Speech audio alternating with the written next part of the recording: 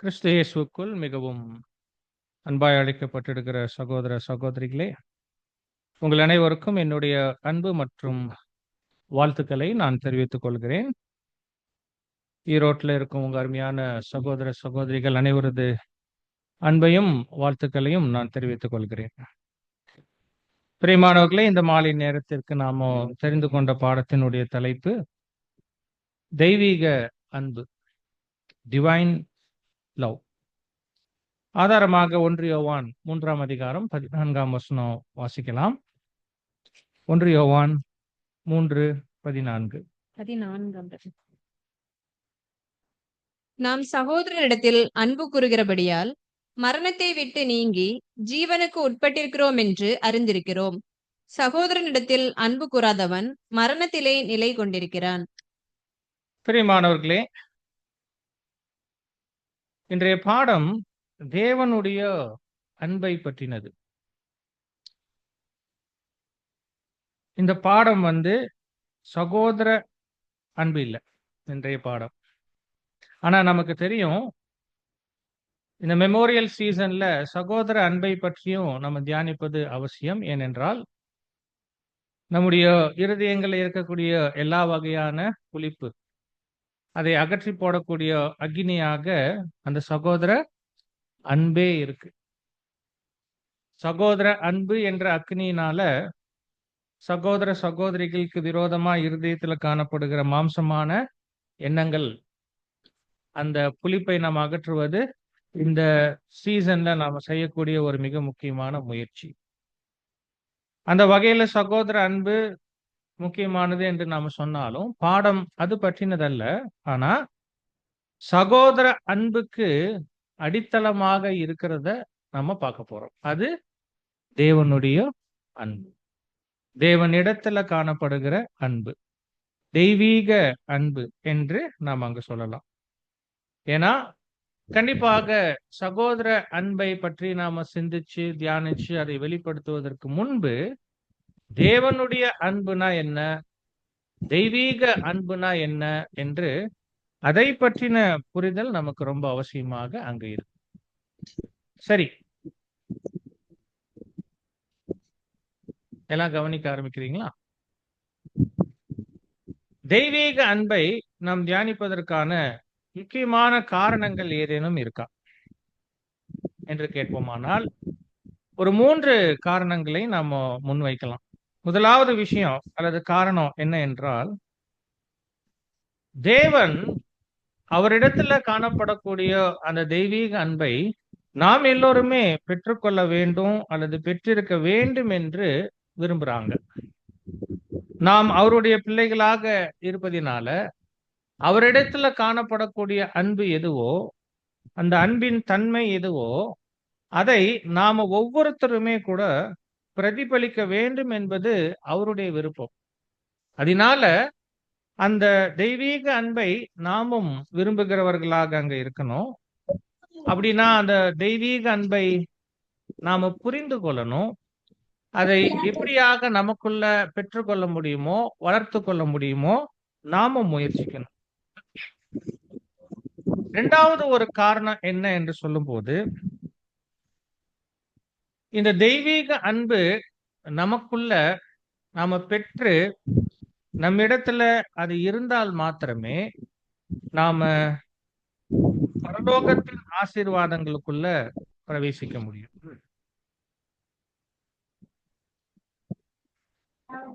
Question புக்ல 449வது பக்கத்துல இப்படியாக நமக்கான கருத்து அங்க சொல்லப்படுது. என்ன? இந்த வாழ்க்கையில நம்முடைய இருதயங்களில் தேவனுடைய அன்பை நம்ம அடையாவிட்டால் எதிர்காலத்துல தேவனுடைய குடும்பத்துல ஒரு அங்கத்தினர்கள் என்ற வாய்ப்பு என்பது நமக்கு இருக்கவே இருக்காது. அன்பு அல்லது தேவனுடைய நம்மிடத்துல இருப்பதுதான், நாம பெற்று கொண்டிருப்பதுதான் எதிர்காலத்துல தேவனுடைய குடும்பத்துல நமக்கும் ஒரு அங்கமா இருக்கக்கூடிய ஒரு மாபெரும் வாய்ப்பு என்பது இருக்கு. அப்போ இது 2வது காரணம் இந்த அன்பை நாம குறித்து தியானிப்பதற்கு. 1 யோவான் 3:14 ஆதார வசனம் வாசித்தோம். அதுல சொல்லும்போது, சகோதரனிடத்தில் அன்பு கூறாதவன் மரணத்திலே நிலை நிலை கொண்டிருக்கிறான் என்று அங்க பார்க்கிறோம். இப்ப தேவனுடைய அன்பை நாம புரிந்து நமக்குள்ள பெற்றிருந்து அதை சகோதரர்கள் இடத்துல நாம வெளிப்படுத்தும் போதுதான் அவருடைய பிள்ளைகளாக இருக்கிறோம். அப்படி இல்லை எனும் போது நாம வந்துட்டு மரணத்துல நிலை கொண்டிருக்கிறவர்களாக அங்க நாம வாசிக்கிறோம். 3வது காரணம் என்ன என்று பார்க்கும்போது, இந்த தெய்வீக அன்பை குறித்து நம்ம தியானிப்பதுக்கான ஒரு 3வது காரணம், இந்த தெய்வீக அன்பை தான் 1000 ஆண்டு அரசாட்சியின் போது மனுக்குலத்தின் இடத்துல மகிமையடைந்த கிறிஸ்துவும் சபையும் வளர்த்துகிறவர்களாக இருப்பாங்க. இப்ப ஒருவேளை நம்முடைய நம்பிக்கையை நாம தேவ கிருபையினால பெற்றுக்கொள்ளுகிறோம் என்றால், 1000 ஆண்டு அரசாட்சியில திரும்ப கொடுத்தலின் காலங்கள்ல மனுக்குலத்துக்கு நாம் செய்ய போகிற மிகப்பெரிய உதவி ஊழியமே என்னன்னா, இந்த தெய்வீக அன்பிலேயே அவர்களும் வளர்ந்து பெருகுவதற்கு நம்முடைய ஊழியங்கள் வந்து அங்க இருக்கும். அப்படின்னா இந்த தெய்வீக அன்பை மனுக்குலத்துக்கு கற்றுக் கொடுப்பவர்களாக இருப்போம். இப்ப நாம தெய்வீக அன்பை கற்றுக் கொடுக்கிறவர்களாக இருக்கிறோம் என்றால், அதற்கு முன்பு அந்த அன்பு யாரிடத்துல இருக்க வேணும்? நம்மிடத்துல இருக்க வேண்டும் இல்லையா? இந்த 3 எளிமையான காரணங்கள் நமக்கு வந்து சொல்லிடலாம். தெய்வீக அன்பை நாம் ஏன் வந்துட்டு அங்க தியானிக்க வேண்டும் என்று. இப்ப நம்ம கொஞ்சம் ஆழமாக நாம அங்க சிந்திப்போம். இப்ப தேவனுடைய அன்பு அல்லது தேவனிடத்துல இருக்கிற அன்பு, அந்த தெய்வீக அன்பு என்று சொன்னா, உண்மையில அந்த அன்பு எப்படிப்பட்ட அன்பு? அதை நாம் எப்படியாக புரிந்து கொள்ள வேண்டும்? அப்படி நம்ம கேட்டோம்னா, அன்பானவர்களே, தேவனுடைய அன்பை 2 பரிமாணங்கள்ல இருப்பதாக நாம புரிந்து கொள்ளணும். 2 டைமென்ஷன் அப்படின்னா, அத எப்படி சொல்லலாம்? அதை 2 விதமாக வேத வசனங்கள் நமக்கு அங்க காண்பிக்குது. 2 பகுதியாக நமக்கு அங்க காண்பிக்குது என்று அங்க எடுத்துக்கொள்ளலாம். அப்போ தேவனுடைய அன்பு அல்லது தெய்வீக அன்பு என்பது 2 பரிமாணங்கள் கொண்டது. இப்ப அந்த 2ம் என்ன என்று கேட்டா, புதிய ஏற்பாட்டுல போய் வசனங்களை நம்ம வாசிக்கும் போது அகாப்பே அன்பு அன்பு என்று நம்ம வாசிச்சிருக்கிறோம். இன்னொன்று என்னன்னு வாசிச்சிருக்கிறோம், ஞாபகம் இருக்கா? ஃபீலியோ என்று அங்க அப்ப தேவனுடைய அன்பு 2 பரிமாணங்களை உடையது. அகாப்பே, ஃபீலியோ. இந்த 2 வார்த்தைகளை 2மே கிரேக்க பதம். இந்த வார்த்தைகளினுடைய இலக்கணத்துக்குள்ள கொஞ்சம் போலாம். இப்போ அகாப்பே என்பது பெயர் சொல். பெயர் சொல்லுன்னா ஒரு பொருளை குறிப்பது. இங்கு எதை குறிக்குது? அகாப்பே என்பது ஒரு குணம் என்பதை அது காண்பிக்குது. ஆனா அகாப்பேவோ அப்படின்னா அது வினைச்சொல். வினைச்சொல்னா அது செயலை குறிப்பது. அப்போ அகாப்பேவோன்னா என்ன அர்த்தம்னா, அகாப்பே என்கிற குணம் செயல்பாட்டுல காணப்படும் போது, கிரியைகளில் வெளிப்படும் போது அகாப்பே, அகாப்பேவோ. அப்போ இந்த இலக்கணத்தின் கோணத்துல பார்க்கும்போது நமக்கு ஒரு முக்கியமான விஷயம் வந்து புரியுது. என்ன? அப்போ தேவன் இடத்துல அகாப்பே அன்பு முதலில் ஒரு குணமாக இருக்கு. அடுத்து அது குணமாக இருப்பது மாத்திரமில்ல, எக்ஸாக்ட்லி கிரியைகளிலும் செயல்பாட்டிலுமே அது அங்க வெளிப்படுது. அதே ஒரு ஒரு ரூல் வந்து நம்ம ஃபீலியோக்கும் பயன்படுத்திடலாம். பிலோஸ் என்று சொன்னா அது பெயர் சொல், அது குணம். ஃபீலியோ அப்படின்னு சொன்னா அது செயல்பாட்டுல கிரியைகள்ல வருது. அப்ப தேவனுடைய அன்பு, அந்த தெய்வீக அன்பை அகாப்பே மற்றும் பிலோஸ் என்ற 2 பரிமாணங்களை உள்ளடக்கியது என்று நாம் அங்க புரிந்து கொள்ளணும். அப்படி புரிந்து கொண்டாலும் தேவனிடத்துல அகாப்பே குணமாக இருந்து செயலில் வெளிப்படுகிறது. பிலோஸ் குணமாக இருந்து செயலிலும் அங்க வெளிப்படுகிறது. சோ இது நமக்கு என்ன ஒரு ஒரு படிப்பினைய கொடுக்குது, உணர்த்துதல கொடுக்குது என்று சொன்னா, ஒருவேளை நாம் இந்த பாதையில நமக்கு முன்பு வைக்கப்பட்ட இலக்காக அகாப்பே அன்பை நோக்கி முன்னேறுகிறோம் என்று சொன்னா, அப்போ நாமும் அந்த குணத்தை அகாப்பேவ குணமாக பெற்றிருக்கணும். குணமாக பெற்றிருந்து அதே அகாப்பே அன்பை என்னவும் பண்ணணும்? கிரியைகள்ல, செயல்கள்லயும் அங்க காண்பிக்கணும் என்பது நமக்கு அங்க புரியுது. சரி.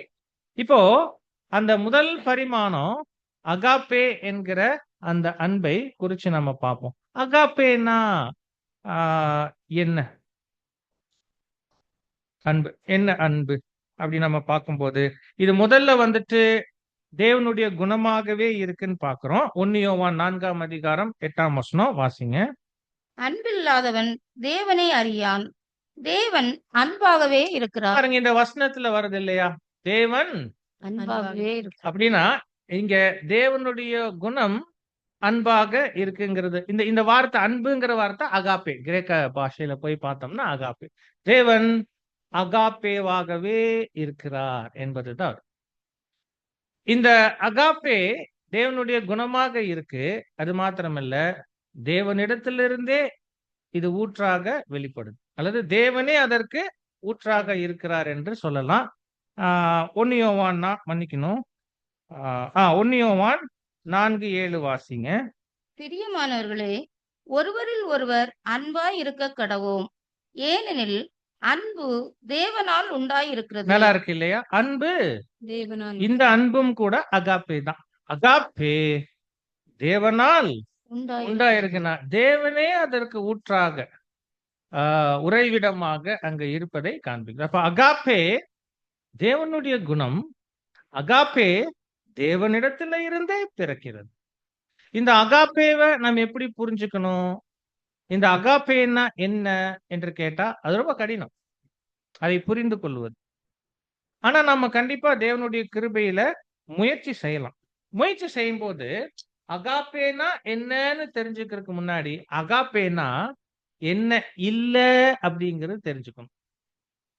அப்படி ட்ரை பண்ணும்போது அகாப்பேனா என்ன இல்ல அப்படின்னா, ஏதோ ஒரு உணர்வு கிடையாது, உணர்ச்சி கிடையாது. அகாப்பே என்பது ஒரு உணர்வோ உணர்ச்சியோ கிடையாது. அப்படின்னா அகாப்பேல சிரிப்பது, சந்தோஷம், அழுவது, துக்கம் சம்பந்தப்பட்டிருக்காது. அதுதான் agape is not a feeling R an emotion. அது ஒரு உணர்வோ அல்லது உணர்ச்சியோ கிடையாது. சரி, அப்போ இது என்னன்னு தான் சொல்லுவது அப்படின்னு கேட்டா, அகாப்பே என்பது ஒரு நிலையான மாறாத அன்பு, ஒரு ஒரு கொள்கை. புரியுதுங்களா? ஒரு செயல்பாட்டுக்கான ஒரு அடிப்படை கொள்கை மாதிரி. அகாப்பே என்பது ஒரு நிலையான மாறாத ஒரு குண பண்பு, அவ்வளவுதான். ஒரு கொள்கை. அப்படியாக மாத்திரமே அதை நம்ம அங்க புரிந்து கொள்ளணும். சரி, இப்போ அகாப்பேனா என்னன்னு நம்ம பார்க்கலாம். என்ன இல்லைன்னு நம்ம பார்த்துட்டோம். அது உணர்வோ உணர்ச்சியோ கிடையாது என்று பார்த்துட்டோம். அது ஒரு நிலையான மாறாத ஒரு குணப்பண்பு அல்லது ஒரு கொள்கை என்று ஓரளவுக்கு நம்ம அங்க புரிஞ்சிருக்கிறோம். இந்த அகாப்பேனுடைய தன்மை எப்படி இருக்கும் அதை நம்ம பார்க்கலாம் என்று சொல்லும் போது அதற்கு நமக்கு ஆதாரமாக அநேக வசனங்கள் இருக்கு. கிட்டத்தட்ட 250க்கும் அதிகமான வசனங்கள்ல இந்த அகாப்பே அல்லது அகாப்பேவோ என்ற வார்த்தைகள் அங்க அங்க காணப்படுது. அந்த வசனங்களை எல்லாம் எடுத்து நம்ம தியானிக்கும் போது ஒருவேளை தெய்வீக அன்பினுடைய இந்த முதல் பரிமாணம் அகாப்பே என்பது எத்தன்மையான குணம் என்பது நமக்கு ஓரளவுக்கு அங்க புரிந்து கொள்ள முடியுது. அப்படி நாம அந்த வசனங்களை மெடிடேட் பண்ணி பார்க்கும்போது அகாப்பேனுடைய தன்மையாக நம்ம கவனிக்கிற முதல் தன்மை என்னன்னா, அகாப்பே குணம் இருந்தா அங்க என்ன தன்மை வெளிப்படும் என்று சொன்னா, பாராபட்சமின்மை, பட்சபாதம் இல்லாமை. புரியுதுங்களா? இம்பார்ஷியல் ரொம்ப முக்கியமான கேரக்டர். அகாப்பே அன்பு இருக்கும் போது அகாப்பே அன்பு இருக்கும் இடத்துல யார் அகாப்பே அன்பை உடையவர்களாக இருக்கிறாங்களோ பாராபட்சம் இல்லாம இருப்பாங்க, பட்சபாதம் இல்லாம நடந்து கொள்வோம். தேவன் அப்படியாகவே அங்க இருக்கிறார். அதென்னது என்று சொல்லும் போது, இந்த அகாப்பே அன்பை தேவன் வெளிப்படுத்தும் போது எல்லா சூழல்களிலும் எல்லா மனிதர்களிடத்திலுமே அந்த அன்பை தேவன் வெளிப்படுத்துகிறார். புரியுதுங்களா? அப்படின்னா நேரம் அல்லது இடம் அல்லது நபர்கள் அல்லது சூழல்களின் அடிப்படையில வித்தியாசம் பார்த்து தேவன் வந்து அகாப்பே அன்பை வெளிப்படுத்தல. அதாவது தேவன் என்ன சொல்ல மாட்டாங்கன்னா, அகாப்பே அன்பு என்னுடைய குணம், இதை இவர்கிட்ட நான் வெளிப்படுத்துறேன் ஏன்னா இவர் நல்லவர், அப்படி சொல்ல மாட்டாங்க. அல்லது அகாப்பே என்பது என்னுடைய குணம், இதை இந்த நபர்கிட்ட நான் வெளிப்படுத்த மாட்டேன் ஏன்னா இவர் கெட்டவர், அப்படி தேவன் சொல்றது இல்லை. அப்போ அது இடமோ அல்லது காலமோ அல்லது நபரோ அல்லது சூழல்களோ இவைகளின் அடிப்படையில எந்த விதமான பாரபட்சம் இல்லாம வெளிப்படுகிற குணமாக அகாப்பே அன்பை நாம் அங்க பார்த்து புரிந்து கொள்ள வேண்டும். அப்படின்னா என்ன அர்த்தம்னா, தேவன் அகாப்பே அன்பை வெளிப்படுத்தும் போது அது எப்படியாயினும் ஒரு நன்மையான பலனை மாத்திரமே அங்கு தரக்கூடியதாக அங்க இருக்கும். எல்லோருக்கும் நன்மையை கொடுக்கும் என்று நாம சொல்லலாம். அந்த நன்மை வந்து ஒருவேளை நேரடியாகவோ அல்லது மறைமுகமாகவோ உணரப்படும். அதனால பொதுவா இந்த அகாப்பே அன்புக்கு ஒரு விளக்கம் நம்ம கொடுத்தா வேற ஒரு மாதிரி பெயர் சுருக்கமா சொன்னா என்ன சொல்லலாம்? பொதுவாக நாமே கேள்விப்பட்டிருக்கிற அர்த்தம் வந்து நான் சொல்றதுக்கு முன்னாடி நீங்க என்ன கேள்விப்பட்டிருக்க? அகாப்பே அன்பை எப்படி விவரித்து சொல்லி நீங்க கேள்விப்பட்டிருக்கிறீங்க? எவ்விதமான எதிர்பார்ப்பும் இல்லாத அன்பு. ஓகே, தேவனுடைய அன்பு அகாப்பே அன்பு, எதையும் எதிர்பார்க்காத அன்பு. கரெக்ட், அதுவும் கரெக்ட் தான். நாம என்ன ஒரு ஒரு வாக்கியம் உங்களுக்கு சொல்றோம் அப்படின்னா, அது எப்போதுமே எல்லோருக்குமே நன்மையானதை செய்யும் அன்பு. அதுதான் அந்த பாராபட்சமின்மை என்பது அகாப்பேனுடைய ஒரு தன்மை. அகாப்பேக்கு பாராபட்சமின்மை என்பது ஒரு தன்மையாக இருக்குதுன்னா, அது எப்போதுமே எல்லோருக்குமே நன்மையானதையே செய்யக்கூடிய அன்பாக அங்கு இருக்கும், நலமானதையே செய்யக்கூடிய அன்பாக அங்க இருக்கும். அன்பானவர்களே, பாருங்க, இது எப்படி நம்ம புரிந்து கொள்ள முடியுது? அகாப்பே தேவனுடைய அந்த அன்பின் முதல் பரிமாணம். அது அந்த அகாப்பே இருக்கும் பட்சத்துல பாராபட்சமின்மை அங்க வெளிப்படும். தேவன் அப்படியே வந்துட்டு அகாப்பே அன்பை வெளிப்படுத்தும் போது பாரபட்சம் பார்க்காம எல்லா மனுஷருக்கும் எல்லா சூழலிலும் எல்லா நேரங்களிலும் அந்த அன்பை வெளிப்படுத்துகிறார். இது எப்படி சாத்தியம் என்று கேட்டா நிறைய உதாரணங்கள் வந்து நம்ம அங்க சொல்ல முடியும். அதுக்கு ஒரே வாக்கியத்தை நாம குறிப்பாக சொன்னோம்னா, தேவன் அவருடைய திட்டத்தை நிறைவேற்றுவதில் செய்கிற எந்த ஒரு செயலும், யார் ஒருவருக்கு செய்கிற செயலினுடைய அடிப்படை நம்ம போய் சிந்திச்சு பார்த்தோம்னா அது அகாப்பே அன்பினுடைய வெளிப்பாடாகவே அங்க இருக்கும். அவருடைய செயல்கள் அனைத்துமே அகாப்பே அன்பை அடித்தளமாக கொண்டே வெளிப்பட்டு இருக்கும். அது எந்த நபரா இருக்கட்டும், எந்த காலத்திலேயா இருக்கட்டும், எந்த சூழலிலா இருக்கட்டும், தேவன் செய்தாங்க என்று சொன்னா அதுக்கு அடிப்படையே என்னவா தான் இருக்கும்னா அவருடைய குணமாகிய அகாப்பே. இப்போ உதாரணத்துக்கு கர்த்தர் இயேசுவை நாம் அங்க எடுத்துக்கொள்வோமே. இப்போ கர்த்தர் இயேசுவின் இடத்துல தேவன் வந்து அகாப்பே அன்பு தான் அங்க வெளிப்படுத்தினாங்க. வசனம் வாசிங்க, யோவான் 3:35.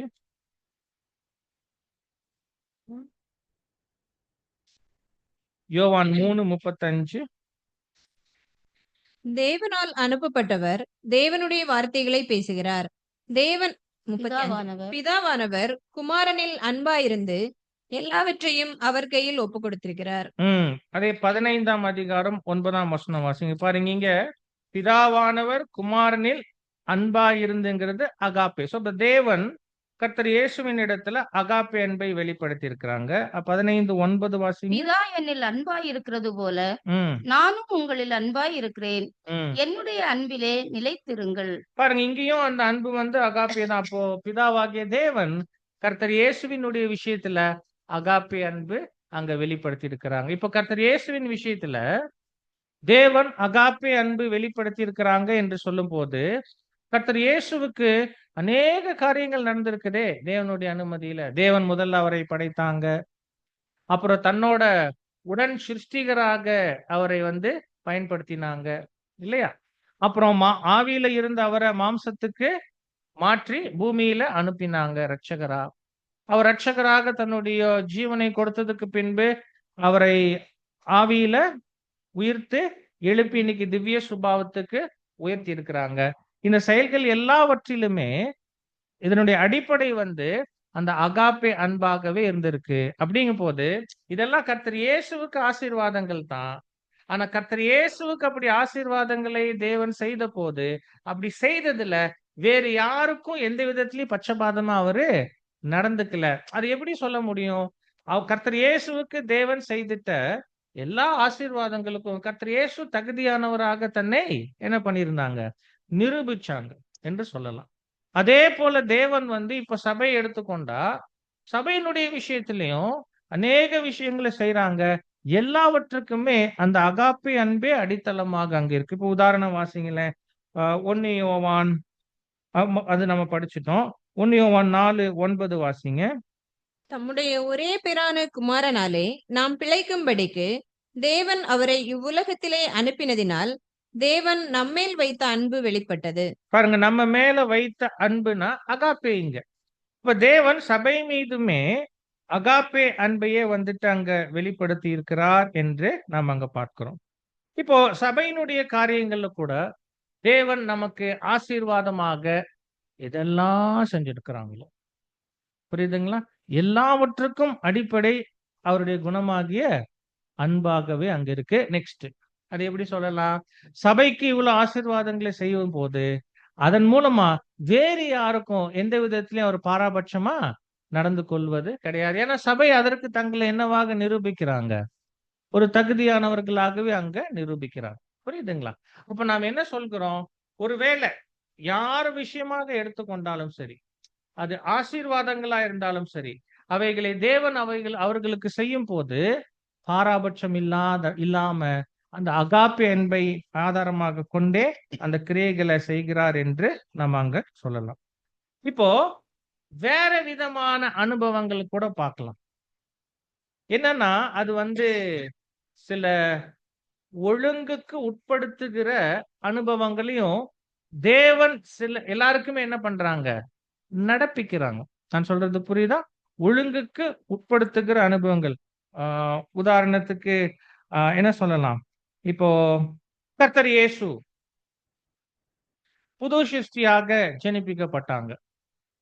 அப்போ அந்த புது சிருஷ்டியாக அவரு பூரணப்பட்டிருந்தாங்களா என்று சொன்னா, பூரணப்படும் அளவுக்கு அவர் சோதிக்கப்பட்டிருக்கவில்லை.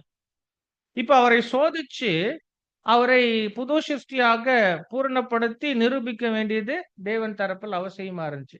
இப்ப அதற்கு கர்த்தர் இயேசுவுக்கான கடின அனுபவங்களை தேவன் என்ன பண்ணாங்க பாருங்க. இப்ப இந்த கடின அனுபவங்கள் வருது. கர்த்தர் இயேசுவுக்கு எப்பேற்பட்ட கடின அனுபவங்கள் வந்துச்சு, நமக்கு அதுவே இந்த சீசனுடைய தியானமா இருக்கு.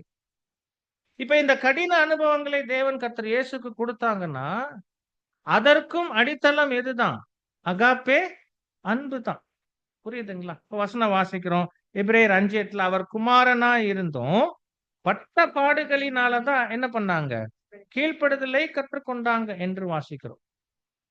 இப்ப அதே போல சபை நாம எடுத்துக்கொண்டோம்னா சபையின் விஷயத்துல கூட நமக்கு கடின அனுபவங்கள் இருக்கு. எபிரேயர் 12:6 கர்த்தர் எவனிடத்துல அன்பு கூறுகிறாரோ, பாருங்க, கர்த்தர் எவனிடத்துல அன்பு கூறுகிறாரோ, அகாப்பே கூறுகிறாரோ, வாசிங்க. கர்த்தர் எவரிடத்தில் அன்பு கூறுகிறாரோ அவனை அவர் சிட்சித்து தாம் சேர்த்து கொள்ளுகிற எந்த மகனையும் தண்டிக்கிறார் என்று பிள்ளைகளுக்கு சொல்லுகிறது போல உங்களுக்கு சொல்லி இருக்கிற புத்திமதியை மறந்தீர்கள். ஆமா, பாருங்க. அப்போ என்னன்னா சபைக்கும் கடின அனுபவங்கள் அனுமதிக்கப்படுது. இந்த கடின அனுபவங்களும் கூட எதனுடைய வெளிப்பாடாகவே இருக்கு? என்ன அன்பின்? தேவனுடைய அன்பின் பரிமாணம் அகாப்பேனுடைய வெளிப்பாடாகவே அங்க இருக்கு. அதாவது இப்போ இது எப்படி அப்படின்னு நமக்கு தோணலாம். கர்த்தர் இயேசுவுக்கு அந்த கடின அனுபவங்கள் எவ்வளவு கஷ்டம், சபைக்கான சிக்ஷைகள் இல்லையா, அந்த பாடுகள் எவ்வளவு கஷ்டமான விஷயம். இது அகாப்பே அன்பினுடைய வெளிப்பாடான? ஆமா. ஏன்னா தேவனுக்கு தெரியும் கர்த்தர் இயேசுவும் சபையும் உலகத்தை ஆசீர்வதிக்க போறாங்க அப்படின்னா அதற்கு அவர்கள் தகுதியானவர்களாக நிரூபிக்கப்படுவதற்கு இந்த கடின அனுபவங்கள் அவசியம். அப்ப இந்த கடின அனுபவங்களை அனுமதிச்சதனுடைய ஒரு நோக்கம் என்று பார்க்கும்போது அது கர்த்தர் இயேசுவையும் பூரணப்படுத்தி ஆசீர்வதிக்கணும், சபையும் பூரணப்படுத்தி ஆசீர்வதிக்கணும், அவர்கள் மூலமா முழு மனுக்குலத்தையும் ஆசீர்வதிக்க வேண்டும்.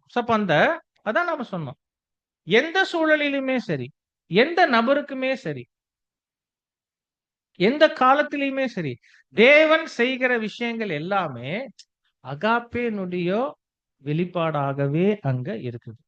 அது நன்மையான ஆசீர்வாதங்கள் ஆனாலுமே சரி, ஆனா தற்காலிகமா கடின அனுபவங்களாக சிக்ஷைகளாக பார்க்கப்படுகிற ஒழுங்குக்கு உட்படுத்துகிற அனுபவங்களே ஆனாலும் சரி, இவைகளுக்கு ஆதாரமாக எந்த குணமே இருக்குதுன்னு புரிஞ்சுக்கணும், அகாப்பே அன்பாகவே இருக்கு. இப்ப அதே மாதிரி தான் ஒருவேளை சிலரை சீர்படுத்துகிற அல்லது தண்டிக்கிற அனுபவங்களும் தேவன் அனுமதிக்கிறாங்க. புரியுதுங்களா? இப்ப உதாரணத்துக்கு நம்ம பார்க்கிறோம், விழுந்து போன தூதர்களை தேவன் என்ன பண்ணாங்க, எப்படி தண்டிச்சிருக்கிறாங்க? அந்தகார சங்கிலியில் கட்டி நரகத்துல தள்ளி நியாய தீர்ப்புக்கென்று அங்க வைத்திருக்கிறாங்க. இது தண்டனை. ஆக்சுவலா இந்த தண்டனைக்கும் கூட அகாப்பே அன்பினுடைய வெளிப்பாடு தான். எப்படி? ஒருவேளை அந்த விழுந்து போன தூதர்களை தேவன் என்ன பண்ணிருக்கலாம்? அழிச்சிருக்கலாமே, அழிக்கல. அப்போ நியாய தீர்ப்புக்கு என்று வச்சிருக்கிறாங்கன்னு என்ன அர்த்தம்? தண்டிச்சிருக்கிறாரு, நியாய தீர்ப்புக்குன்னு வச்சிருக்கிறாங்கன்னா அவங்களுக்கும் இன்னொரு வாய்ப்பு என்ன பண்ணி பார்க்கலாம், கொடுத்து பார்க்கலாம். மனம் திரும்புவார்களே ஆனால் மீண்டும் அந்த பரலோகத்துக்கு சேர்த்து கொள்ளலாம். சோ பாருங்க, அப்ப தண்டனை தான் அது. ஆனாலும் அது எதனுடைய வெளிப்பாடு தான்? அகாப்பேனுடைய வெளிப்பாடு தான். புரியுதுங்களா? இப்ப மனுக்குலத்தின் மீது ஆதாமினுடைய பாவத்தினால உண்டான மரணம் என்கிற ஒரு கடுமையான தண்டனை இருக்கு இல்லையா? ஆடமிக் டெத், ஆதாமினுடைய பாவத்தினால உண்டாயிட்ட மரணம் அகாப்பே அன்பினுடைய வெளிப்பாடு. எப்படி? ரொம்ப எளிமையா யோசிச்சு பாருங்க. இந்த மரணம் இல்லைன்னா, இந்த விழுந்து போன நிலையில, இந்த பாவ நிலையில ஒரு மனிதனுடைய நிலை என்ன ஆகும் தெரியுங்களா? அந்த பாவம் அவன் இடத்துல என்ன ஆயிட்டே போயிட்டு இருக்கும், அதிகரிச்சுட்டே போயிட்டு இருக்கும். கரெக்டா? அப்போ தேவனை விட்டு அந்த மனிதன் அந்த அதிகரிக்கிற பாவத்தினால இன்னும் அதிகம் விலகியே போகிறவனாக இருப்பான். ஆனா ஏதோ ஒரு பாயிண்ட்ல அவன் மரித்து போவது என்பது ஒரு வகையில் அவனுக்கு அது என்னதான்? நன்மைதான். அல்லது வேற மாதிரி சொல்லுவோமே, இந்த விழுந்து போன நிலையில மனிதன் பாவத்தினால அது இந்த மரணத்தினால தண்டிக்கப்பட்டிருக்கிறாங்க. அதோடு கூடிய ஏகப்பட்ட வியாதி, வலி, வேதனை இருக்கா இல்லையா? நிறைய பேருக்கு அந்த மரணம் அது எல்லாவற்றிலும் என்னவா இருக்குது? விடுதலையாக அங்க இருக்கு. அப்போ மரணம் என்பது ஒரு தண்டனையாகவே இருந்துட்டாலும் நல்லா யோசிச்சு பாருங்க, தேவனுடைய அன்பின் அந்த பரிமாணம் அகாப்பே, அந்த அகாப்பேனுடைய வெளிப்பாடாகத்தான் அங்க இருக்கு. ஏன் 1000 ஆண்டு அரசாட்சியில சிலர் 2ஆம் மரணத்துக்கு போக போறாங்க, அகாப்பே அன்பினுடைய வெளிப்பாடு. அல்லது 1000 ஆண்டு அரசாட்சியின் முடிவுக்கு அப்புறம் அந்த கொஞ்ச காலம் அதற்கப்புறமும் சிலர் 2ஆம் மரணத்துக்குள்ள போக போறாங்க. ஏன்? சாத்தானே கடைசி என்னதான் ஆக போறார்?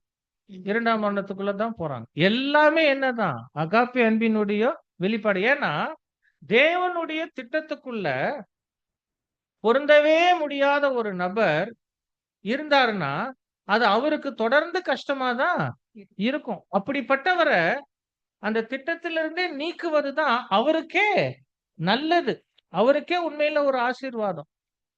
அவருக்கு பொருந்தாத ஒரு திட்டத்துக்குள்ள அவர் இருந்து கொண்டே இருந்த அவருக்கு அது நல்லது இல்லை.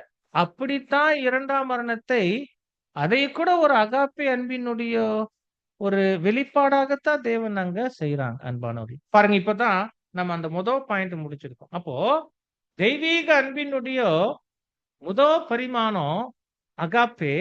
அது தேவனுடைய குணமா இருக்கு. தேவனிடத்திலிருந்து கிரியைகளாகவும் வெளிப்படுது. அதனுடைய முதல் தன்மை என்ன என்று பார்த்தா இம்பார்ஷியல், பாராபட்சமின்மை. எல்லா நேரத்திலும், எல்லா காலத்திலும், எல்லா நபர்களுக்கும், எல்லா சூழலிலும், அது ஆசீர்வாதமா இருந்தாலும், ஒழுங்குக்கு உட்படுத்துகிற நடவடிக்கையா இருந்தாலும், தண்டனையாகவே இருந்துட்டாலும், அன்பானவர்களே, அது நேரடியாகவோ மறைமுகமாகவோ அவர்களுக்கு நலமானதையே செய்கிற விதமாக அந்த அன்பு பாராபட்சம் இல்லாம அந்த காரியங்களை நடத்துது. சோ இதுவே அன்பானவர்களே அகாப்பேனுடைய முதல் தன்மை. இரண்டாவது ஒரு தன்மை என்ன? அகாப்பே அன்பு இருக்கும்போது அங்க வெளிப்படுகிற இன்னொரு தன்மை என்ன? பாருங்க, இதெல்லாம் நம்ம ஏன் தெரிந்து கொள்ளுகிறோம்? நமக்கு இலக்குன்னா நம்ம என்னதான் சொல்கிறோம்? அகாப்பே அன்பு தான் இலக்கு சொல்கிறோம். அப்ப இப்பவே நாம அந்த அகாப்பே அன்புல தான் என்ன பண்ணுகிறவர்களாகவும் இருக்கணும், வளர்கிறவர்களாகவும் இருக்கணும். இப்ப அதனுடைய தன்மையை புரிஞ்சு கொள்ளும் போது அந்த தன்மை யாருக்கிட்டையும் இருக்கணும், நம்ம இடத்துல வெளிப்படணும். சோ முதல் தன்மை இம்பார்ஷியல், பாராபட்சமின்மை. நம்மாலும் பாராபட்சம் இல்லாம அப்படிப்பட்ட உயர்ந்த அன்பை காமிக்க முடிந்தவர்களாக இருக்கணும். இரண்டாவது தன்மை என்ன அப்படின்னா forgiveness, attitude of forgiving, மன்னிக்கிற மனோபாவம், மன்னிக்கிற குணம். ஒருவேளை இதுவரைக்கும் நம்ம பார்த்த விஷயங்களே நீங்க பாருங்களேன். அங்க தேவன் இடத்துல அந்த மன்னிக்கிற அந்த பண்பு. இப்போ தூதர்கள் விழுந்து போயிட்டாங்க, அவர்களுக்கு இன்னொரு வாய்ப்பு வச்சிருக்கிறாருனாவே அவங்களை என்ன பண்றாருன்னு அர்த்தம். அந்த மன்னிப்பு வெளிப்படும். அதே மனுக்குலம் என்றாலும் கூட. அப்போ அகாப்பே அன்பினுடைய இன்னொரு தன்மை என்னன்னா மன்னிக்கிற மனோபாவம் எப்போதுமே அதுல இணைந்தே காணப்படும், இணைந்தே வெளிப்படும். அத குறிப்பா நாம சொல்லிட்டோம்னா தேவன் பாவத்தை அனுமதிச்சுட்டாங்க. ஆனா தற்காலிகமாக தான், இல்லையா? பாவம் எப்படி அனுமதிக்கப்பட்டிருக்கு மனுக்குலத்தின் மீது? தெய்வீக திட்டத்துல நிரந்தரமா அனுமதிக்கப்பட்டிருக்கா இல்ல தற்காலிகமா தான்? அந்த தீமையினுடைய அனுமதி என்று சொல்லும் போது தற்காலிகமா தான், இல்லையா? எவ்வளவு வருஷத்துக்கு என்று கேட்டா எவ்வளவு வருஷத்துக்கு அந்த தீமை அனுமதிக்கப்பட்டிருக்கு? தெய்வீக திட்டத்துல ஒரு 6000 வருஷம். பாருங்க, அப்போ இந்த இந்த இந்த பாவம் அதனால உண்டான தீமை என்பது தற்காலிகமாக அனுமதிக்கப்பட்டிருக்குனாவே என்ன, இப்போ ஒரு குறிப்பிட்ட காலத்துல அது முற்றிலும் என்ன பண்ணப்பட்டிரணும், எடுத்து போடப்பட்டிடணும். இப்ப எடுத்து போடப்படணும்னா அங்க என்னங்கிறது வந்தே ஆகணும், மன்னிப்புங்கிறது வந்தே ஆகணும். ரொம்ப எளிமையா தான் சொல்ல விரும்புறோம். அப்படின்னா என்ன அர்த்தம்? அகாப்பே என்று சொல்லிட்டோம்னா மன்னித்தல், மன்னிக்கிற மனோபாவம் கூடமே அங்க இருக்கும். இது இன்னொரு தன்மை, அது நாமும் புரிஞ்சுக்கணும். அப்ப அந்த அகாப்பே அன்பை நோக்கி முன்னேறுகிறவர்களாக நாம் இருக்கிறோம்னா பாராபட்சம் இல்லாதவர்களாக, பட்சபாதமா நடக்காதவர்களாக, மன்னிக்கிற மனோபாவத்தை எப்போதுமே வெளிப்படுத்துவதற்கு முயற்சிக்கிறவர்களாக இருக்கும். மூணாவது ஒரு முக்கிய தன்மை என்னன்னா இங்கிலீஷ்ல சொன்னா self actuating. Agape is self actuating. அப்படின்னா இந்த குணம் இருந்து அது கிரியையாக வெளிப்படுவதற்கு வெளியில இருந்து ஒரு தூண்டுதல் என்பது அவசியம் கிடையாது. நான் சொல்றது புரியுதா? வெளியே இருந்து ஒரு தூண்டுதல் வந்துதான் இது வெளிப்படும் அப்படி இல்ல. இது தானாகவே என்ன ஆகும், அந்த குணம் யார்கிட்ட இருக்குதோ அவரிடத்துல இருந்து வெளித்தூண்டுதல் இல்லாம, புறத்தூண்டுதல் இல்லாம தானாகவே அது வெளிப்படும். அப்படின்னா வேற மாதிரி உதாரணமா சொன்னோம்னா, இப்ப தேவன் இடத்துல ஒரு ஒரு ஒரு மனிதன் அன்பா இருந்து, கீழ்ப்படிந்து இருந்து, நன்றி உள்ளவராக இருந்து, அவர் அப்படி இருக்கிற காரணத்தினாலதான் தேவன் இடத்துல இருந்து அந்த அகாப்பே அன்பு அவருக்கு வெளிப்படுது என்று அர்த்தம் இல்லவே இல்லை. அந்த கண்டிஷன் கிடையாது. சொல்றது புரியுதா? சோ அது செல்ஃப் ஆக்சுவேட்டிங்னா அகாப்பே அன்பினுடைய இன்னொரு தன்மை என்ன எனும் போது அது தானாகவே உள்ளூர இருந்து அது வெளிப்படுமே தவிர வெளியே இருந்து அதை தூண்டுவதற்கு ஒரு அவசியம், வெளித்தூண்டுதலுக்கு அவசியம் கிடையாது. நல்ல நல்ல உதாரணம் நீங்க நான் தான். இப்ப நாம இப்படி எளிமையா கேள்வி கேட்போமே, நாம அன்பு கூர்ந்ததுனால தேவன் நம்ம மேல அன்பு கூர்ந்தாங்களா? இல்ல தேவனாக நம்ம இடத்துல அன்பு கூர்ந்தாங்களா? அப்படி கேட்டா என்ன சொல்லுவோம்? தேவன் நம்மில் அன்பு சிம்பிள். சிம்பிள். வசனம் அதான் சொல்லுது இல்லைங்களா? 1 யோவான் 4:10 நாம் தேவனிடத்தில் அன்பு கூர்ந்ததினால் அல்ல. நம்மிடத்துல இருந்து முதல்ல அன்பு தேவனிடத்துல வெளிப்பட்டுச்சு. அப்படியெல்லாம் ஒண்ணும் கிடையாது. மாறாக அவர் நம்மிடத்தில் அன்பு கூர்ந்து நம்முடைய பாவங்களை நிவர்த்தி செய்கிற கிருபாதார பலியாக தம்முடைய அன்பு உண்டாயிருக்கிறது. பாத்தீங்களா? அப்போ இன்னொரு வசனம் ரோமர் 5:8 நாம பாவிகளாக இருக்கையில் கிறிஸ்து நமக்காக மரித்ததினாலே தேவன் நம்ம மேல வைத்த தமது அன்பை என்ன பண்ணிருக்கிறாங்க? விளங்க பண்ணி நாம பாவிகள், புரியுதுங்களா? நாம அவரால் அன்பு கூறப்படுவதற்கு எந்தவித தகுதியும் இல்லாதவர்கள். நம்ம மேல அவர் அன்பு கூறலைன்னா தேவனை யாரும் கேள்வி கேட்க முடியாது. அவர் நம்ம மேல அன்பு கூர்ந்தாகணுங்கிற எந்த நிர்பந்தம் அவருக்கு இல்ல, கட்டாயம் இல்ல. ஆனாலும் அவராகவே தான் என்ன பண்ணிருக்கிறாங்க? இந்த பாவிகள் கூட்டத்து மேல அன்பு வச்சிருக்கிறாங்க. அப்ப இதெல்லாம் எதை காண்பிக்குது? தெய்வீக அன்பு வெளித்தூண்டுதல் தேவையில்லை, தானாக அது வெளிப்படக்கூடியதாக இருக்கு. அப்ப பாருங்க, இதை நம்ம பார்க்கும்போது இப்ப நமக்கு நம்ம என்ன ஒரு ஒரு உணர்த்துதலுக்குள்ள வரோம். அந்த தெய்வீக அன்பினுடைய அகாப்பே பரிமாணத்தை நாமளும் வெளிப்படுத்துகிறவர்களாக இருக்க வேண்டும்னா பட்சபாதம் இல்லாதவர்களாக, மன்னிக்க முடிந்தவர்களாக, இந்த அன்பை வெளித்தூண்டல் இல்லாம எல்லார் மேலையும் எல்லா சூழலிலும் நாமவே என்ன பண்ண முடிந்தவர்களாக இருக்கணும்? வெளிப்படுத்த முடிந்தவர்களாக இருக்கணும். அதுதான் தேவன் அப்படித்தான் நம்ம மேல அன்பு கொண்டிருக்கிறார். எவ்வளவு ஒரு நல்ல சிந்தனை நமக்கு கிடைக்குது சகோதர சகோதரிகளே. இதுதான் அகாப்பே அன்பினுடைய தன்மைகள். சுருக்கமா நாம அங்க முடிக்கிறோம். தெய்வீக அன்பு, அகாப்பே அன்பு, பிலோஸ் என்ற அன்பு ரெண்டையும் உள்ளடக்கினர். அதுல அகாப்பே எனும் போது இப்படிப்பட்ட 3 தன்மைகளை உடையதே அகாப்பே அன்பு. இப்போ இன்னொரு பரிமாணம் நம்ம பார்த்தோம். தெய்வீக அன்பினுடைய இன்னொரு பரிமாணம். அது என்னன்னா பிலோஸ், இல்லையா? பிலோஸ் அப்படிங்கும் போது பெயர் சொல் அப்படின்னு சொன்னோம். அது குணத்தை குறிக்குது.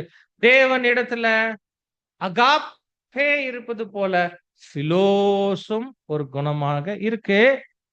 அப்புறம் குணமாக இருப்பது மாத்திரமில்ல, பிலியோ என்று வினை சொல்லுல சொல்லப்படும் போது அந்த பிலோஸ் அன்பும் கிரியையா செயலாக என்ன ஆகுது? வெளிப்படுகிறதாக அங்கே. இப்போ பிலோஸ் என்று சொல்லும் போது அது எப்படிப்பட்ட அன்பு அப்படின்னா ஒரு விதமான அன்பு அப்படின்னு சொல்லலாம். தனிப்பட்ட பாசம், பர்சனல் அஃபெக்ஷன் என்று அங்க சொல்லலாம். இன்னும் புரியுற மாதிரி சொல்லணும்னா ரீபிரிண்ட்ல 4183 சகோதரர் சொல்லும் போது குடும்ப அங்கத்தினர்களுக்கு இடையில காணப்படக்கூடிய அன்பு என்ன வகையான அன்பு? பிலோஸ் அல்லது பிலியோ. புரியுதுங்களா? It is the love that exists among family members. கணவன் மனைவிக்கு இடையில, பெற்றோர் பிள்ளைகளுக்கு இடையில, சகோதரன் சகோதரிக்கு இடையில, நெருக்கமான நண்பர்களுக்கு இடையில என்று குடும்ப அங்கத்தினர்களுக்குள்ள வெளிப்படுகிற அன்பு பிலோஸ் அல்லது பிலியோ. கர்த்தர் இயேசு இதைய சொல்றாங்க. மத்தேயு 10:37 வாசிங்களேன்.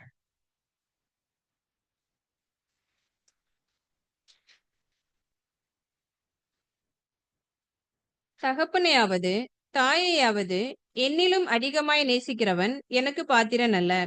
மகனையாவது மகளையாவது என்னிலும் அதிகமாய் நேசிக்கிறவன் எனக்கு பாத்திரன் அல்ல. இந்த வசனத்துல நேசித்தல்னு வருது இல்லையா? பிலோஸ், பிலியோ. இது அகாப்பே கிடையாது. தகப்பனையாவது தாயையாவது என்னிலும் அதிகமாய் பிலியோ செய்பவர்.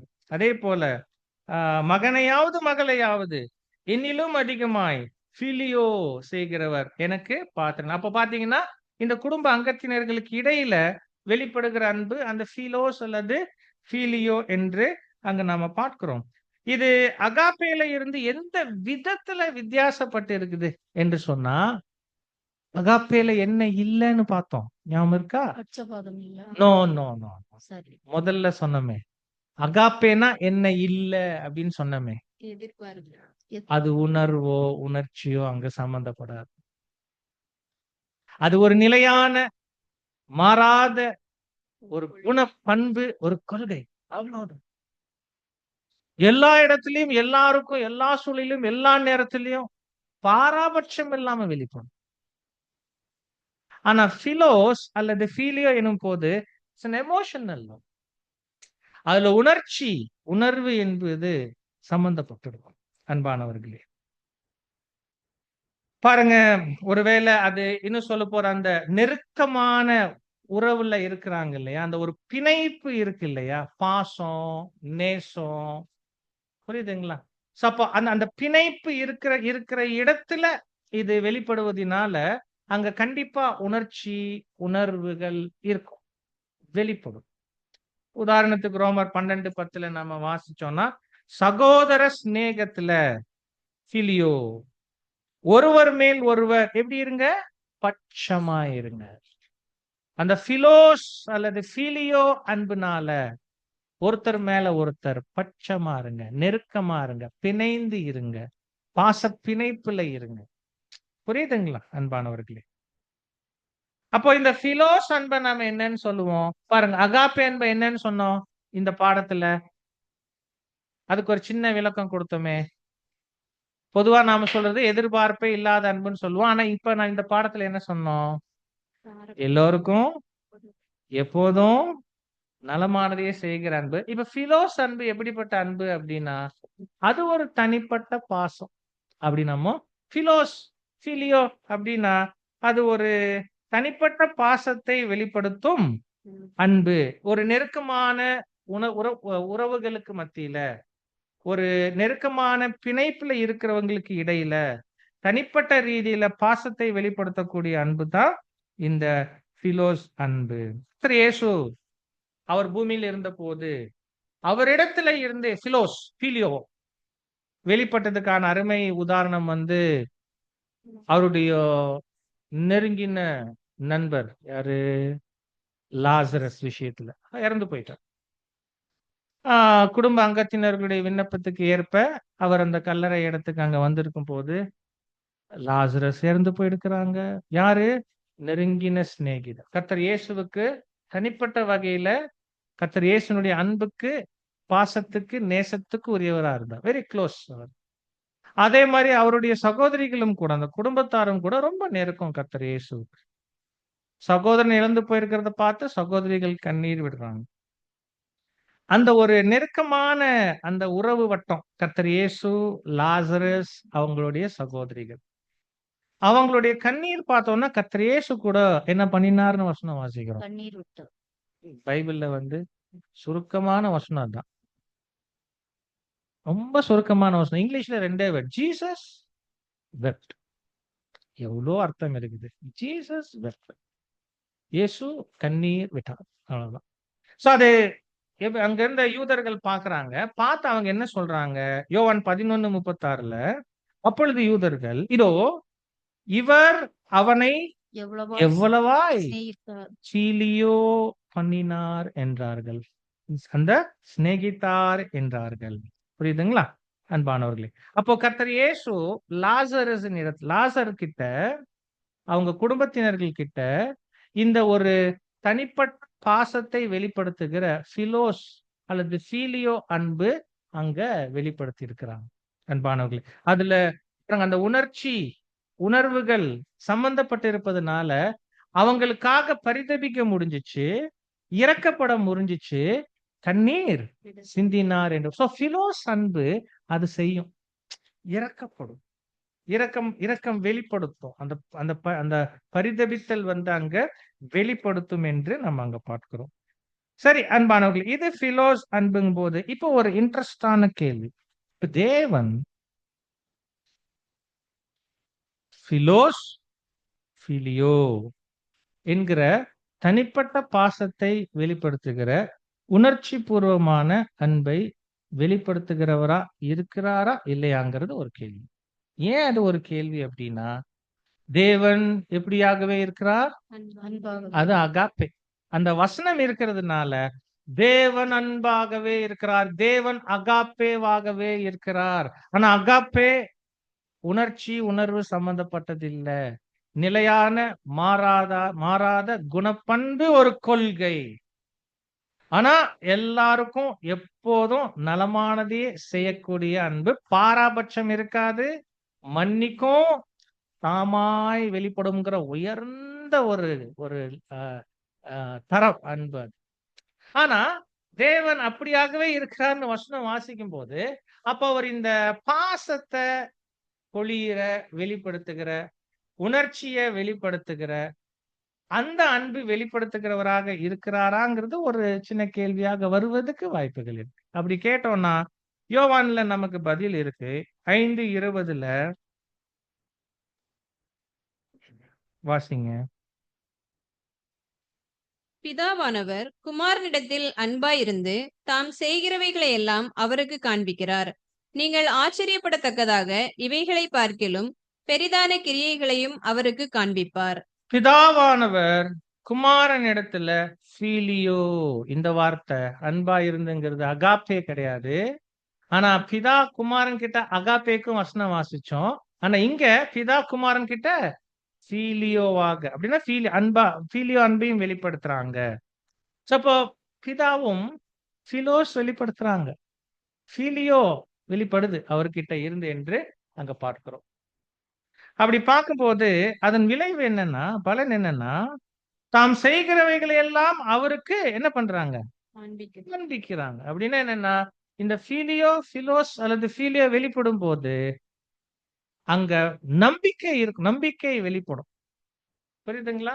அந்த பர்சனல் கான்பிடன்ஸ் வந்து அங்க வெளிப்படுத்துவாங்க. அப்படின்னா அந்த பிலோஸ் அன்பு வெளிப்படும் போது யாரை நோக்கி வெளிப்படுதோ அவர் மீது அங்க எதுவும் வெளிப்படும்? நம்பிக்கை வெளிப்படும். நம்பிக்கை வெளிப்படுவதனால எல்லாமே அவங்களுக்கு தெரிவிக்கவும் படும் இல்லையா? அப்ப பிதா குமாரன் மேல அந்த தனிப்பட்ட பாசத்தை, உணர்ச்சி பூர்வமான அன்பை வெளிப்படுத்தினாங்க. குமாரன் மேல நம்பிக்கை உடையவராயிருந்தாங்க. அதனால தான் செய்ய போகிற எல்லாவற்றையுமே குமாரனுக்கு என்ன பண்ணாங்க? வெளிப்படுத்தினாங்க. இப்ப என்ன ஆச்சரியம், அதே அன்பு தேவன் யார் மேலயும் காமிக்கிறாங்க? சபை மேலயும். யோவான் 16:27 வாசிக்கும் போது, பிதா தாமே உங்களை சிநேகிக்கிறார் பிலியோ. அப்போ பிதா சபையாக அழைக்கப்பட்டிருக்கிற நம்மிடத்திலும் அந்த ஃபீலியோவை வெளிப்படுத்துறாங்க. அப்படின்னா தனிப்பட்ட பாசத்தை வெளிப்படுத்துகிற, உணர்ச்சி பூர்வமான அந்த அன்பையும் தேவன் வந்து வெளிப்படுத்துகிறார். நம்ம ஏற்கனவே சொன்னோம், பிலோஸ் ஃபீலியோ அந்த அன்பு வந்து யாருக்கு இடையில வெளிப்படும்? யாருக்கு இடையில? யாருக்கு இடையில? குடும்ப உறவுகளுக்கு இல்ல. இந்த இப்ப எடுத்து பாருங்களேன். இப்ப தேவன் நம்ம மேலயும் ஃபீலியோ காமிக்கிறாங்கன்னா, இப்போ நம்மையும் அவர் எப்படிதான் பாக்குறாங்க? குடும்பம். என்ன ஆச்சரியம் அந்த வார்த்தை! அவருடைய தெய்வீக குடும்பத்துக்குள்ள உண்மைதான் நம்மள கருவாக என்ன பண்ணிருக்கிறாங்க? ஜெனிப்பித்திருக்கிறாங்க. நாம் இப்போ தெய்வீக குடும்பத்துல அங்கத்தினர்கள், பட் கரு அளவுல தான் இருக்கிறோம். பாருங்க, அதனால அந்த குடும்ப உறவுகளுக்குள்ள, அந்த தனிப்பட்ட நெருக்கமான பாச பிணைப்புல இருக்கிறவங்களுக்குள்ள இந்த ஃபீலியோ வெளிப்படுதுங்கும் போது தேவன் நம்ம மேல ஃபீலியோ வெளிப்படுத்தி இருக்கிறாருங்கிறதுல ஆச்சரியமே இல்ல.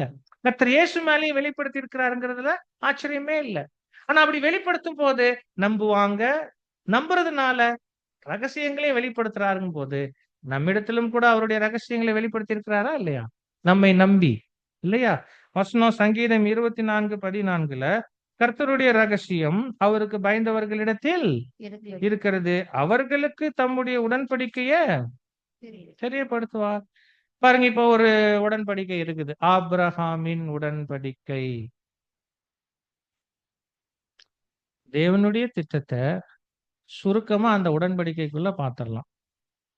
முதல்ல சபை ஆசீர்வதிக்கப்படும் அந்த உடன்படிக்கைக்குள்ள, அப்புறம் திரள் கூட்டம் ஆசீர்வதிக்கப்படும், அப்புறம் முற்பிதாக்கள் ஆசீர்வதிக்கப்படுவாங்க, அப்புறம் முழு அனுப்புல.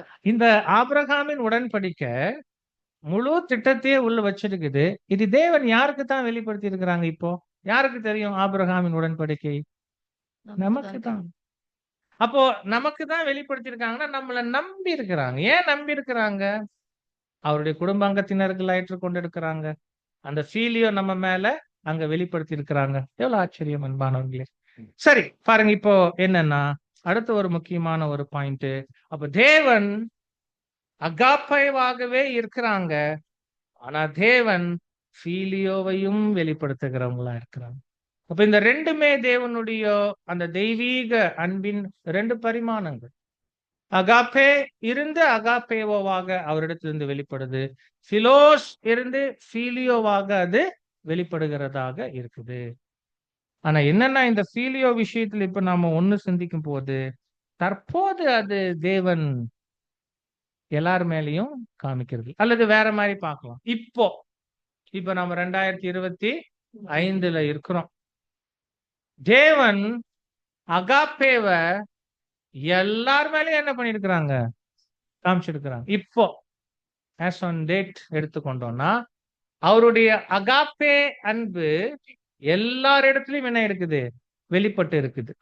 எல்லார் இடத்துலயும். அதான் சொன்னோம், அது ஆசீர்வாதமானாலும் அகாப்பே தான், ஒழுங்குக்குட்படுகிற அனுபவங்கனாலும் அகாப்பே தான், சீர்பொருந்த பண்ணுகிற தண்டனையானாலும் என்னதான்? அகாப்பே தான் அங்க போகுது. அப்போ உலகத்தார் அனைவர் மீதுமே இப்போ தேவனுடைய அகாப்பே என்னாவது? வெளிப்பட்டு இருக்கு. ஆனா ஃபீலியோ இல்ல. இப்ப ஃபீலியோ அல்லது பிலோஸ் அல்லது ஃபீலியோ தேவன் யார் மீது தான் இப்ப வெளிப்படுத்தி இருக்கிறாங்க? இப்ப யார் அவருடைய குடும்ப அங்கத்தினர்களாக இருக்கிறாங்களோ அவங்க மேல மாத்திரம் இந்த தனிப்பட்ட பாசமா நேசமா வெளிப்படுகிற அந்த அன்பு இப்போ சபை கிட்ட மாத்திரம்தான் இருக்கு. ஏன் உலகத்துக்கிட்ட இல்ல? உலகம் இப்ப அவருக்கு பகையாக இருக்கு. உலகம் தேவன் இடத்துல பகைமையில இருக்காங்க இப்போ, இல்லையா? வசனம் யாக்கோபு 4:4 உலக சிநேகம் தேவனுக்கு விரோதமான பகை என்று அறியீர்களா? ஆகையால் உலகத்துக்கு சிநேகிதனாய் இருக்க விரும்புகிறவன் தேவனுக்கு பகையனாய் இருக்கிறான். ஆனாலும் என்ன சொல்லலாம்? அப்ப இந்த உலகத்தின் மீது தேவனுடைய பிலோஸ் அன்பு வெளிப்படாதானா? வெளிப்படும். எப்போ? பகைமை எடுத்து போடணும். தேவனுக்கும் மனுக்குலத்துக்கும் எப்ப எடுத்து போடப்படும்? 1000 ஆண்டு அரசாட்சியில எடுத்து போடப்பட்டு எல்லாமே தேவனுக்கு கீழே கூட்டி சேர்க்கப்படும் போது கண்டிப்பா அங்க இந்த மனுக்குலமும் தேவனுடைய குடும்ப அங்கத்தினர்கள் ஆயிடுவாங்க, இல்லையா? அவங்க மேலயும் அந்த அந்த பிலோஸ் அல்லது ஃபீலியோ அன்பு அங்க இருக்கும். பாடத்தினுடைய ஒரு முக்கியமான கேள்விக்கு முடிப்போம் அன்பானவர்களே. அப்போ தெய்வீக அன்பு எனும்போது அது அகாப்பே மற்றும் பிலோஸ் என்ற இரண்டு பரிமாணங்களை உடையதாக இருக்கு. அகாப்பேனா தன்மை இப்படி, பிலோஸ்னா தன்மை இப்படி என்று நம்ம அங்க பார்த்துட்டோம். இப்போ இந்த ரெண்டையுமே எப்படி நாம தொடர்பு படுத்தி புரிஞ்சு கொள்ளுவது? ஏன்னா இது வரைக்கும் ஒருவேளை அகாப்பே பாடங்கள் நம்ம பார்த்திருப்போம். அதை பார்க்கும்போது ஃபீலியோ பத்தியும் அங்க பார்த்திருப்போம். அப்புறம் நமக்கு இலக்காக நம்ம பொதுவா எதைத்தான் சொல்றோம்?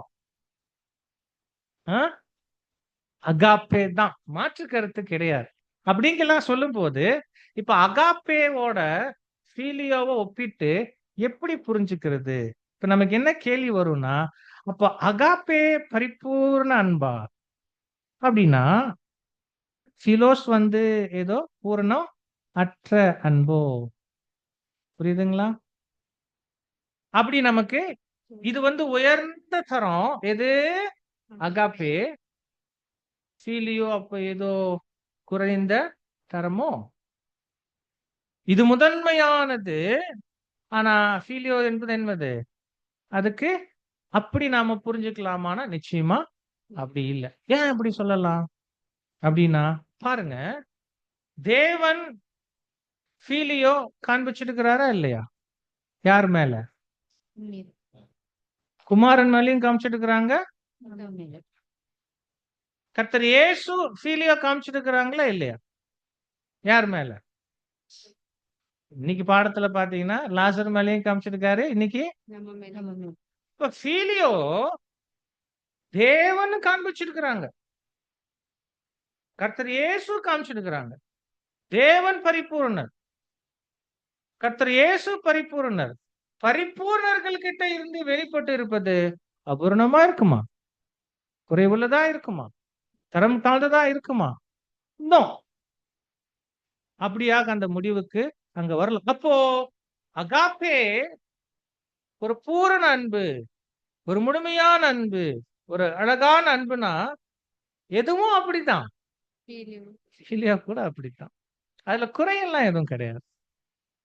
அது தரம் குறைந்தது என்றெல்லாம் சொல்லுவோம். ஏன்னா பரிபூர்ணர்கள் கிட்ட இருந்து பூர்ணமானதா என்ன ஆகும்? வெளிப்படும். தேவன் பிலோஸ் வெளிப்படுத்துறாங்க. இன்னும் சொல்ல போனா அவர் நம்ம கிட்ட பிலோஸ் வெளிப்படுத்துறது மாத்திரம் இல்ல, நம்மிடத்துல இருந்து அவர்கிட்ட பிலோஸ் வெளிப்படணும்னு விரும்புறாங்க. நம்ம அப்பா அப்படிங்கிறது அவருக்கு ரொம்ப பிரியம். அந்த டச் இருக்கணும். தேவன் விரும்புறாங்க. அன்பானவர்களே, அப்போ நம்ம என்ன சொல்லலாம்னா, இந்த இரண்டுமே தெய்வீக அன்பினுடைய இரண்டு அழகான பரிமாணங்கள். ரெண்டும் வேற வேறதான் ஒரு சில விதங்கள்ல பார்க்கும்போது. ஆனா ரெண்டுமே ஒன்றுக்கொன்று இசைந்தவைகளாகவே அங்கு இருக்கு என்று பார்க்கிறோம். என்ன இப்போ அகாப்பே என்பது எல்லாருக்கும் வெளிப்பட்டு இருக்குது. ஆனா பிலோஸ் அப்படி எல்லாருக்கும் வெளிப்படல. அவருடைய குடும்ப அங்கத்தினர்களாக அந்த நெருக்கமான உறவுக்குள்ள இருக்கிற சபை மீது இப்ப வெளிப்பட்டு இருக்குது. ஆனா ஏற்ற சமயத்துல முழு மனுக்குலத்தின் மீதும் அது அங்க வெளிப்படும். அன்பானவர்களே, தேவன் நாம் அகாப்பே பெற்றுக்கொள்ளணும் என்று விரும்புறாங்க. அதே போல இந்த பிலோஸும் நம்ம இடத்துல இருக்கணும், வெளிப்படணும் என்று அங்க விரும்புகிறவர்களாக அங்க இருக்கிறாங்க. அன்பானவர்களே, அப்ப என்னன்னா இந்த அகாப்பே மற்றும் அந்த பிலோஸ் தெய்வீக அன்பினுடைய ரெண்டு பரிமாணம்.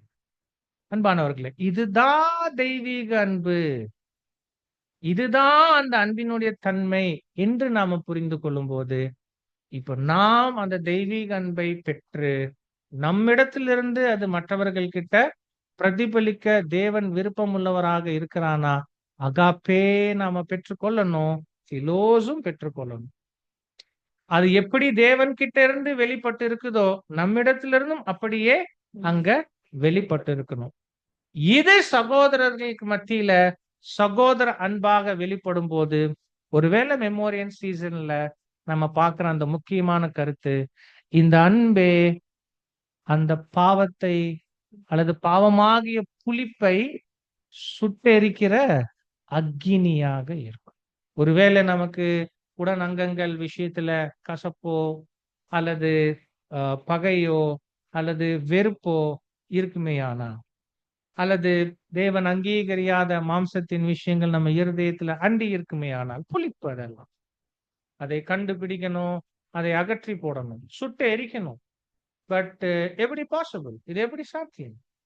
இந்த தெய்வீக அன்பை புரிந்தவர்களாக, அதன் தன்மையை புரிந்தவர்களாக, அதை நம்மில்ல நம்ம வளர்த்து கொள்ள முயற்சிக்கிறவர்களாக இருந்து அதை நம்ம மற்றவர்களிடத்துல வெளிப்படுத்தும் போது, அன்பானவர்களே, அது ரொம்ப அருமையான ஒரு விஷயம். அந்த இலக்கணத்துல பார்த்தோம், அகாப்பே பிலோஸ் குணங்கள்.